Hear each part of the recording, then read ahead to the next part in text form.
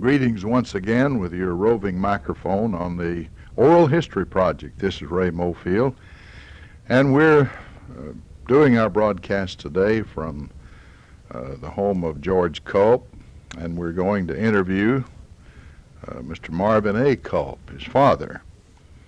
This tape, of course, will be available for use at the State Archives in Frankfort and the Murray State University Pogue Library, and a copy will always be kept on file at the Marshall County Library as well. All of it courtesy of WCBL Radio, Shelby McCallum owner. Well, it's a wonderful thing that you've allowed me to come over, Mr. Culp. I'm glad to, yeah. I'm glad to do what I'm doing anyway, or will do. You do like to talk. And yeah, I'll have to when I feel able to do talk. I don't feel able today. Could I ask you how old you are? Yeah, I'm 95. 95 years. 95 last September, the 6th day of September.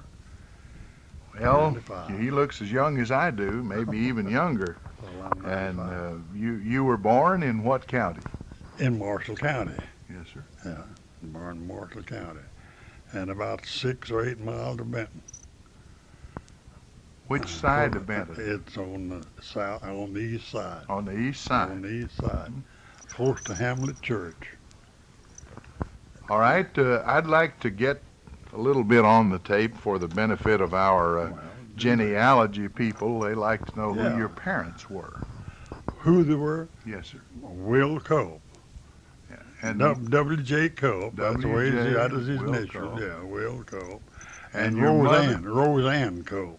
What do you know what her name before she married? That was her name. She was a Culp and married a Culp. Oh, I see. There's no kin to claim. Uh-huh. Daddy come from Illinois, and she was raised here in Marshall County, you might say. Well, there are a lot of sets of Culps then, right. like the Yeah, Darnells and Smiths and right. so on. That's right. They claimed there's no kin. I don't know, of course. I know there Well, they couldn't have been very close kin, or they would have known that, obviously. Yeah, they wasn't. His daddy, my grandfather on my daddy's side, is buried in Vine, Illinois. Johnson County, yes, sir. I know exactly where that is. That's where he's at. That's where he was put when he died. And he died when Dad was 18 years old. Did you know your grandparents on either side? Oh, I knew Henry Culp. Yeah, old man Henry Culp. That was my mother's father. Yeah, I knew him well. He was an old soldier. From the Civil War. Civil War. And I remember seeing him bring his musket back with him, and played with it myself.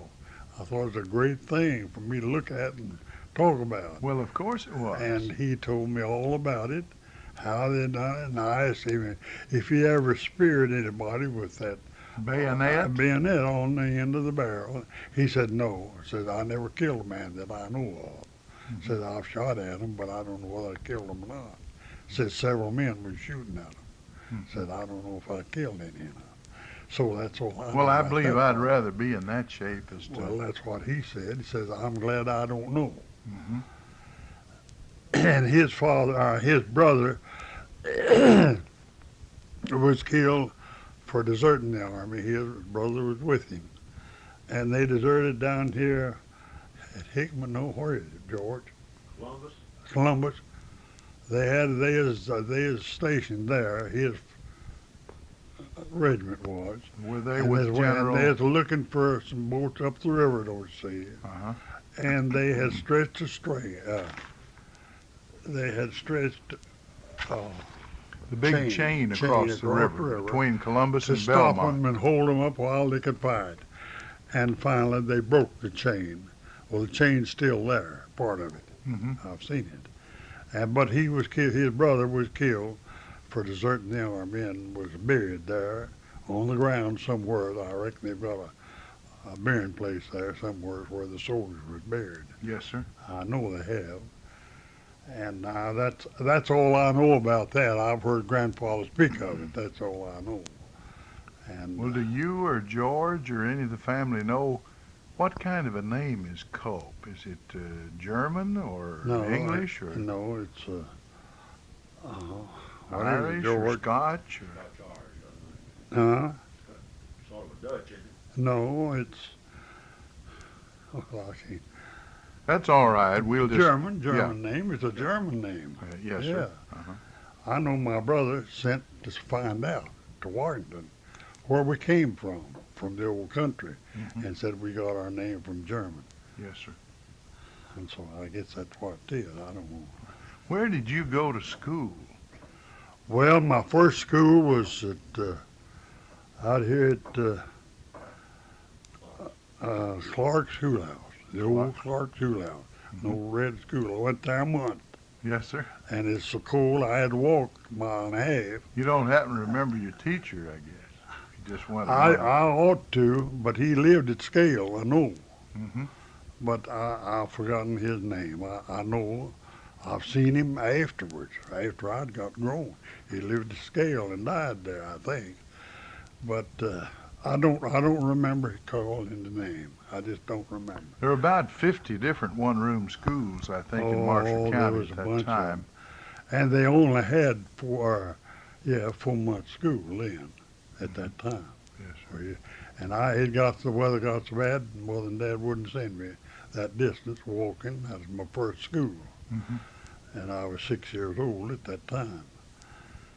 So I didn't get into school in there till I moved back here to Benton. We moved from out there to my old Henry Henson place, right there by Saul Henson. You know where Saul Henson used to live. Yes, sir. Of course, he's dead now. But there's where we used to live, right on foot of the hill from Saul Henson, this side, at that time when I went to my first school. Then we moved to Benton here, and Dad worked for Oscar Brown for quite a long time. I don't know how many different years. Mm-hmm. I worked there a while, worked the sawmill with him, and I was just a lad running around there. I didn't go to school, and I had to help Mother. Mother was sickly, and she had to have help, and I was the oldest child. So very little schooling I got. Well, to be plain with you, I just got to second grade. That's all. I finished that, and I don't mind telling anybody to that. I just got second grade. I remember my dad saying he went to the 6th grade. No, I just got to the second. And then we moved when I was 12 years old to Gilbertsville from here.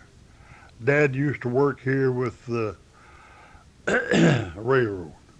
He's track walker here for, I don't know, about 4 or 5 years. The old Nashville, Chattanooga, and St. That's Louis. right. And let's see, I did think of his name, the foreman name, but I've forgotten it too. I know him. He had 2 boys, but that skipped my mind what his name was. And then I remember when they hauled gravel to gravel the streets in Benton, around the courthouse square. Well, they weren't even gravel. Well, not at that time when I was just a and boy. in your lifetime, they That's right, graveled the that's right. streets. Do you know anything about where the old Parker place is? No, sir. I don't remember well, that. I'd love to go and show you. I know all about it. Well, I'd love to see right it. there. It's in Benton now. Uh-huh. And they got the gravel right there on his place. And it's right this side of the railroad crossing as you go across down there by the Mm-hmm. telephone the radio office. It's on this side. They lived up there on top of the hill, and Oscar Brown owned some then down in the bottom. But Parker and them, they owned a great big body of land in there. And Sid Parker, that is the old man's boy, and they lived there by themselves, had some niggers, for their servants. And I remember that mighty well. And I remember when we came back, Dad and me had been fishing down there on the slough, and come back by and there's digging gravel, loading wagons, a team. And they had a place undermined there, and they undermined it for it to break off and fall, so they have loose gravel. Mm-hmm. And while we was there, a man got covered up that gravel. He was standing digging, undermining it, It broke loose up there and fell back on him. Did it kill him? And just wrapped him up. No, it didn't kill him. And they hollered, help, help, and everybody run with shovels. And they dug him out. But he was almost dead, mashed to pieces, you see. Mm-hmm. But they got into him as quick as they could, and they saved him. But I can't, his name was Ed something, but I don't remember the name. I was small then. I heard Margaret Heath say once that she remembered when they built the water system. I think she said 29. Well, But of course, this was way earlier oh, than that. yeah, they done him alive. They had the court square. It was just dusty as could be all around the court square. And they'd hauling graveling all that square around there, around the courthouse. And then they come in graveling the streets out of that same pit. Somebody finally gave me a picture this year in which it shows horses and mules hitched Yeah. around the courtyard. Well, I've seen that a lot of times. Wagon load of potato day, you couldn't hitch there for the wagon load of potatoes Mm-hmm. in there, brought in the hitch there. If you want potatoes, you go buy any kind of potato you wanted. Yeah, I've seen that plenty of times. You said you worked to help your mother some. Tell us something about the kind of chores you had to do Well, then. I was just housekeeping. That was all, just keeping the house and taking care of my brother. I had an infant brother. Did you bring in any stove wood? Oh yeah, land, yeah, I brought in and cut stove wood. Yes. Go out in the woods and cut wood and bring in for the night, you know. Mm-hmm. I had plenty of work to do, all I could do.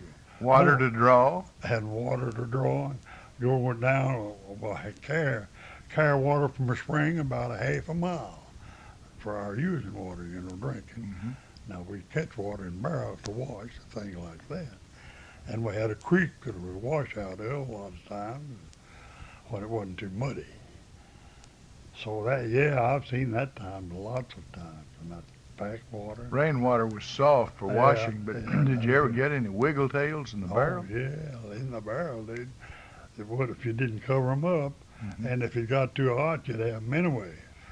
But then a lot of times they wouldn't catch more than a barrel, sometimes a half a barrel. Well, it took nearly that much to wash one time. You see. What do you remember about hog killing? Yeah. Oh, I've killed many hogs. I remember all about hog killing. I reckon I ought to. I commenced killing when I was about 18 years old, helping, you know. Worked there for Joe and Tom Gregory in Gilbertsville, and they'd kill anywhere from 8 to 10 every fall, winter you might say. They'd fatten them and kill them and sell them to people that wanted them, and then they'd bake them up a lot for their hands. They worked there on the farm. Sell them bacon, you know. Did they make any shortening bread, crackling bread? Yeah, plenty of it, plenty. And I loved that stuff. I just lived on it nearly. Yeah, we always had plenty of cracklings. Mother would render up her lard, and she'd save her cracklings, put them in a big jar, you know, and we'd have them there for way up in the summer. She'd save them good, put them back in the smokehouse in a good cool place, and they stayed good for way up in the summer. Mm-hmm. That was fine eating. What about making any lye soap? Did you ever have to stir a kettle of that? I've had to go to the old ash hopper. That's when they got their lye from ashes. You couldn't buy it. Didn't buy a can of Mary-War No, lye like you my couldn't. mother did. You couldn't do that. And they'd make an ash hopper down. I remember Dad making ash hoppers a lot of times. Wherever we moved to, we'd make an ash hopper.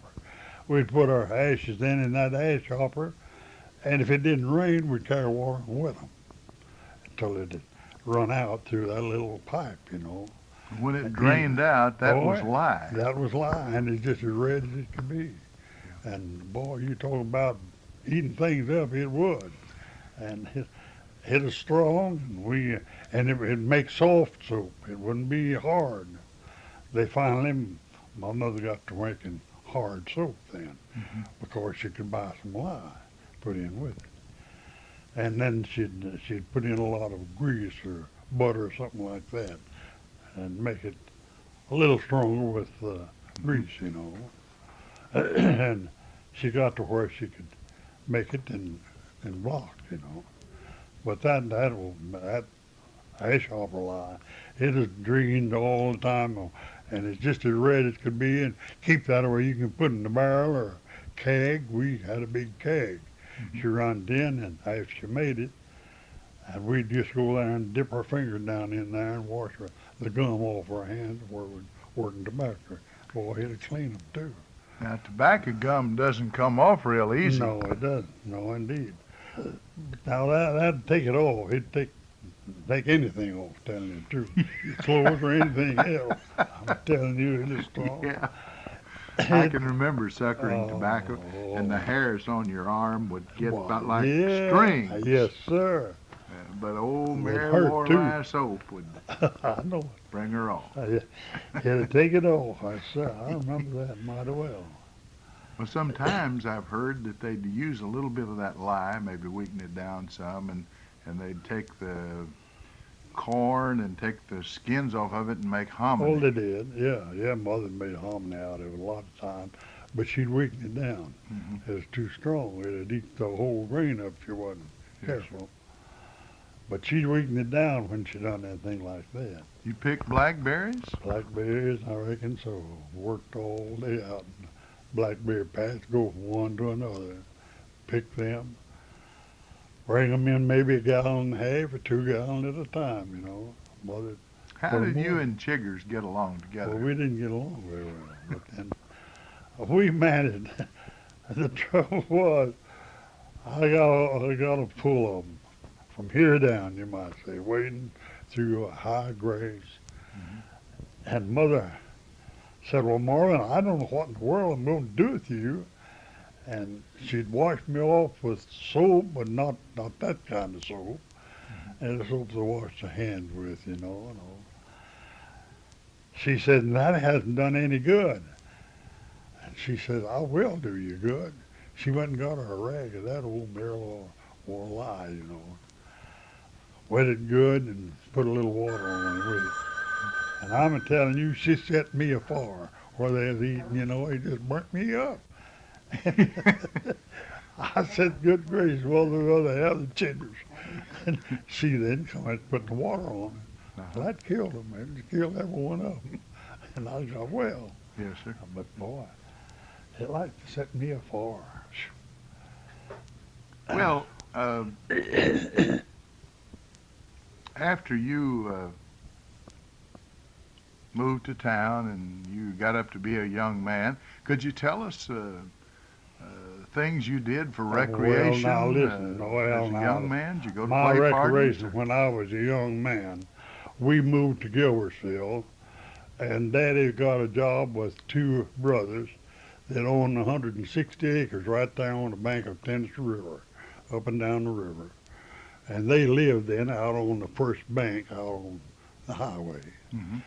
It was then Gilbertsville and Birmingham Highway is what it's called then, but which is all underwater now. But we lived there for 20 years on that farm and worked for them. And I stayed there with them boys and worked for them until I was 23 years old, 24 years old when I left there. I went there after I was married and stayed 3 years with them. Mark Clayton was telling me that once in a while you'd get to go to a showboat at Birmingham. Oh, yeah, you'd go to showboat there at Gilbertsville. A lot of times they'd land there, but they wouldn't have the crowd they'd have at Birmingham, you know. Birmingham was a pretty good little town at that time. When I knew it, I carried the mail from Gilbertsville to Birmingham when I was 16 years old, horseback, and winter and summer. Anytime the old man that owned, that had the job of carrying the mail, he couldn't go, he was about half blind, and he couldn't see good. And if the bad weather was bad, he didn't go. So And you he became put a me- substitute. I was a substitute. I worked there on the farm, and he told his brothers, he is a man that never had been married, but he had the job and lived there with his brothers. And he said, I'd love to have Marvin for my substitute. Well, they said he's too young. He said they won't give him the mail. Said they will if I go get it and give it to him. That's the way he said it. Yeah. And one morning he come out the stable where I was fixing to go to work for the other boys. They told him what they wanted to do. And he said, Marvin, come here. I want to talk to you. I went out there and I asked him, I said, what do you want of us, Sam? He said, I want you to carry the mail for me today. I said, well, you'll have to talk to your brothers about it. Ask Uncle Tom about it. And Tom was a preacher, Methodist preacher. And he said, well, I've done talked to them. They said it'd be all right if you'd carry it. And I said, well, they told me they wouldn't give me the mail down there at the office, you know, because they're too young. He said, we'll manage that part of it. So I'll go along with you. And Burl Herndon was the mailman there at Gilbertsville, keeping them office, you know. Sure enough, I went in there and he told him, he said, Burl, I'm making him my carrier when I can't go. He said, well, I can't give him no mail. He said, well, you will. Said, you can give it to me and I'll give it to him. He said, well, now that's just up to you about that. I won't give him. And sure enough, there's about a year there that he wouldn't give me no mail. He'd just throw it across a little old chair he had out there in the office, you know. He'd just throw the sack across that. I'd walk in and get it. I guess you had some kind of a rule. You had to be 18 or so before you I had to be 18. Mm-hmm. And they said they wouldn't give it to me.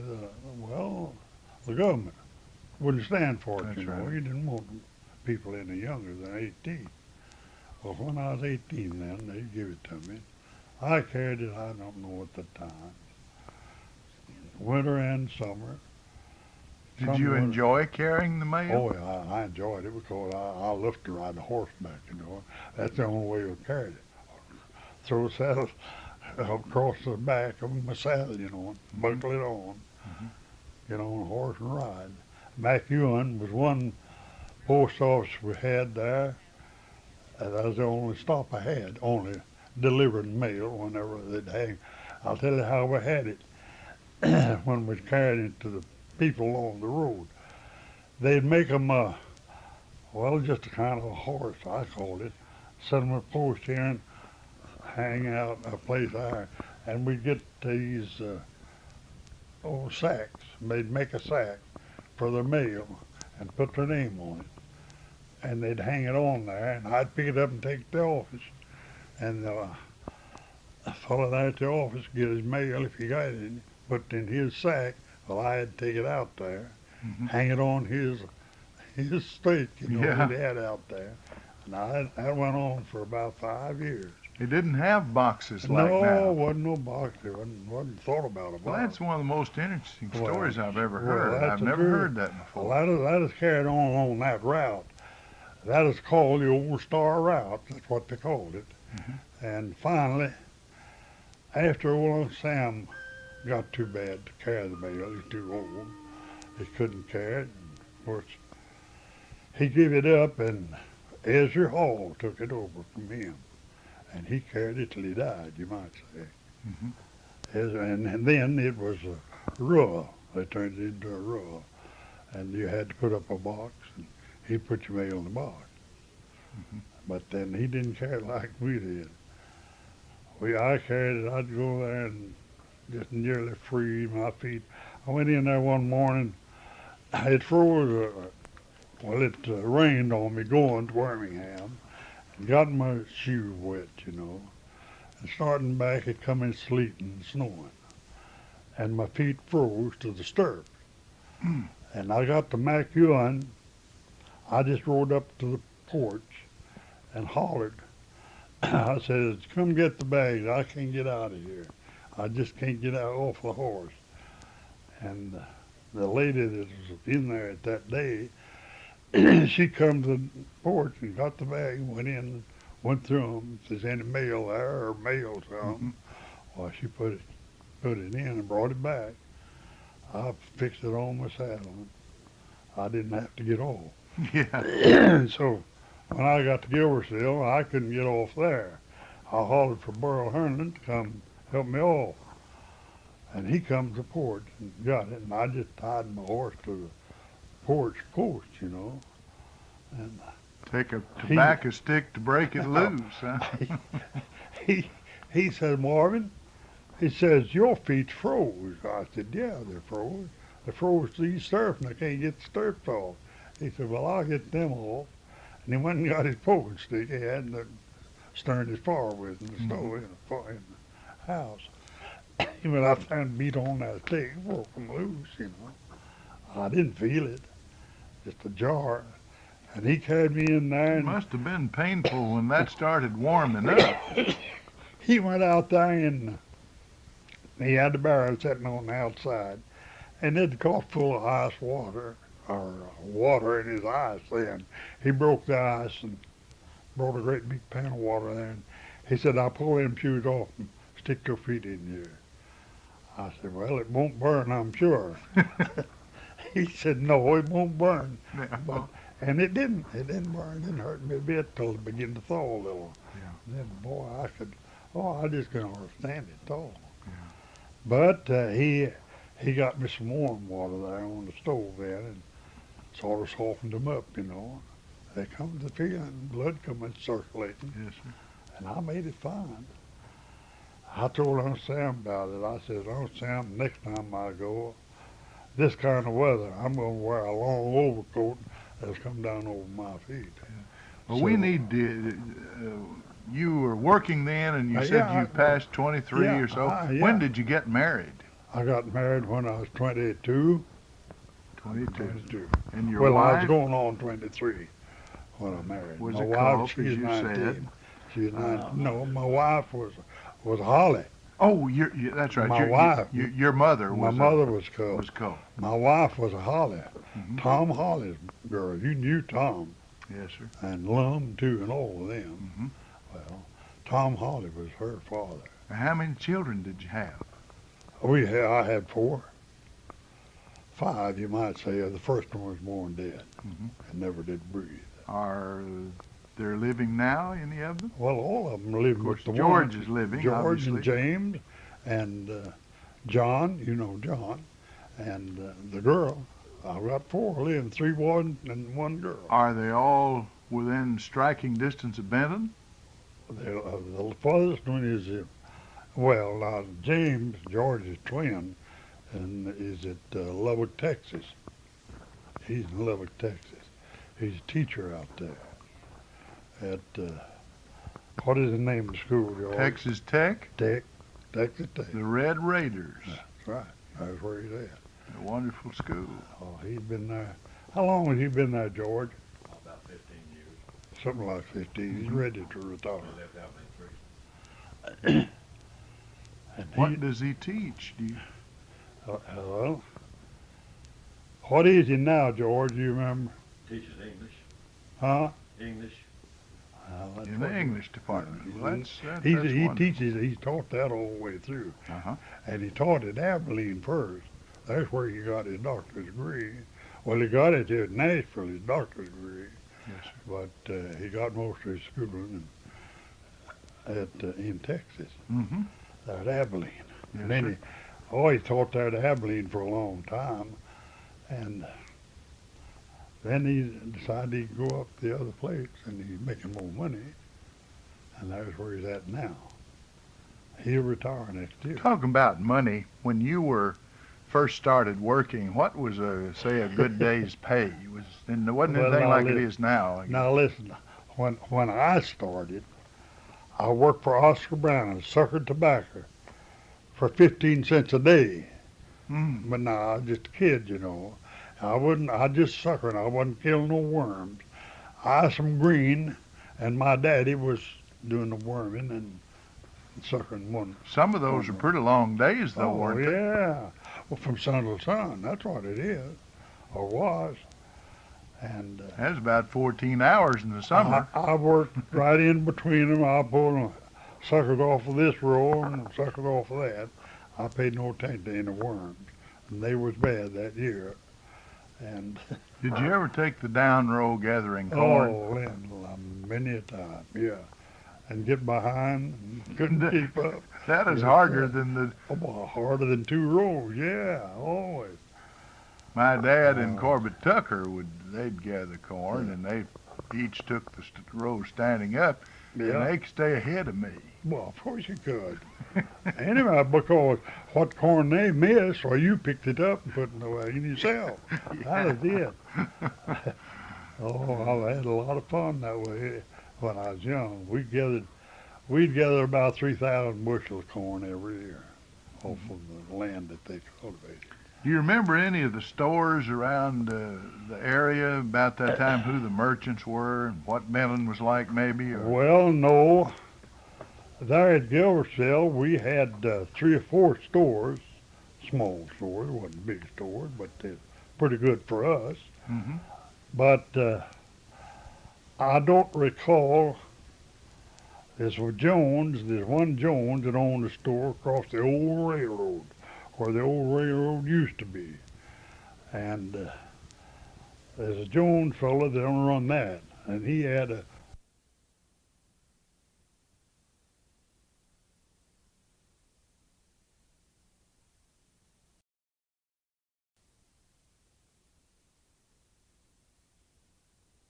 I don't recall.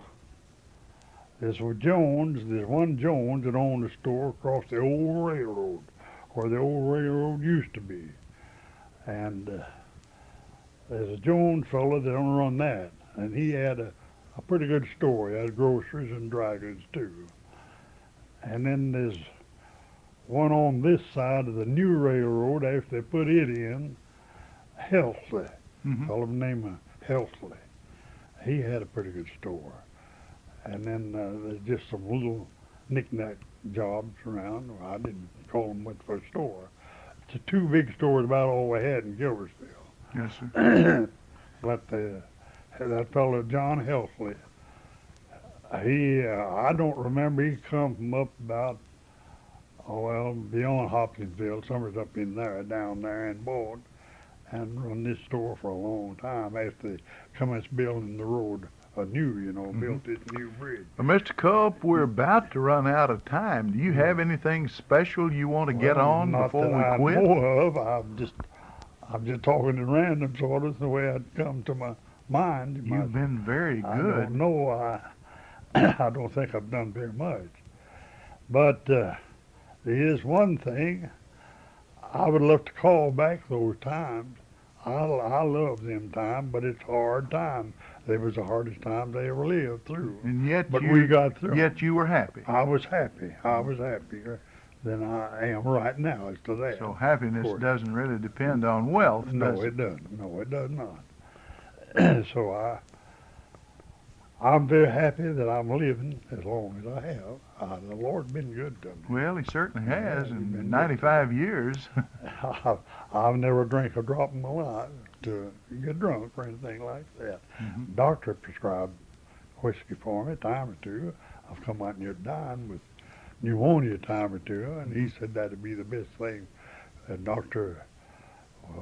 Stilly here at Benton, Yes, sir. you knew him or knew of him. Yes, sir. Well, he treated me, and he said that'd be as good a thing to heal my lungs as anything I can get. Well, there's still a lot of alcohol in medicine, but Yeah, a lot sure. of people don't use it for No, medicine. they don't. Not anymore. No, they don't.